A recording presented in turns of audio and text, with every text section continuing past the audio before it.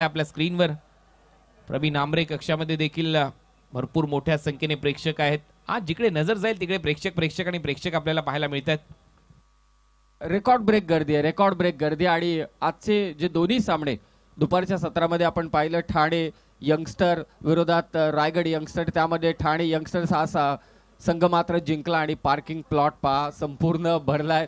गाड्यांचं शोरूम किंवा 4 wheeler 2 व्हीलरचं showroom पाहायचं असेल तर तुम्हाला या स्क्रीनवरती नजर टाका. पहा जिथे नजर जाईल तिथे गाड्या मात्र पार्क केलेल्या आहेत. जो तो आपला या क्रीडा नगरीमध्ये आलाय त्यांना सामना पाहायचे, ही स्पर्धा पाहायचे. आणि बघाशी जे आपले बक्षीस विजेते होते स्पोर्ट्स सायकल नशीबवान प्रेक्षक, त्यांनी तर इतकं छान वक्तव्य केलं की ही स्पर्धा 1 महिना जरी भरवली तरी सुद्धा आम्ही दररोज येऊ सामने पाहण्यासाठी. हे खरं प्रेम आहे या स्पर्धेवरचं.